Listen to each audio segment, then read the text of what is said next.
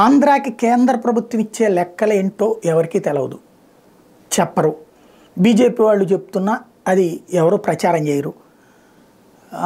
పల్నాడులో ఇజ్రాయెల్ వాళ్ళతో కూరగాయలకు సంబంధించి తక్కువ వాటర్తో ఎట్లా చేయాలో ఇజ్రాయెల్ వాళ్ళని పిలిపించి కేంద్ర ప్రభుత్వం చేయిస్తుంది. తెలుసా మనకి?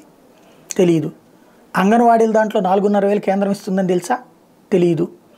అట్లాగే స్కూళ్ళకి సంబంధించి నాడు నేడులో కేంద్ర ప్రభుత్వానికి సంబంధించిన 3 నిధులు ఉన్నాయని తెలుసా? తెలియదు.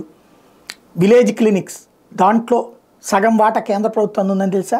తెలియదు. చెప్పేవాళ్ళు ఎవరు లేరు, రాష్ట్ర ప్రభుత్వం చెప్పదు, అవన్నీ జగనన్నయ్య అంటది. కేంద్ర ప్రభుత్వానికి సంబంధించిన వాళ్ళు భారతీయ జనతా పార్టీ వాళ్ళు చెప్పినా పట్టించుకునే వాళ్ళు ఉండరు. తాజాగా ఇట్లాంటిదే మరొకటి.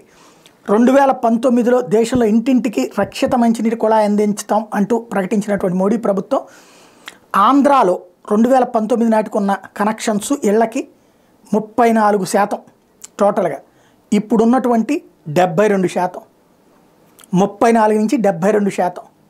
ఇది ఇళ్లల్లో కనెక్షన్ వేసినప్పుడు జగన్ ఇప్పించినట్టు చెప్తారు. ఆ డబ్బులు ఇస్తుంది కేంద్ర ప్రభుత్వం.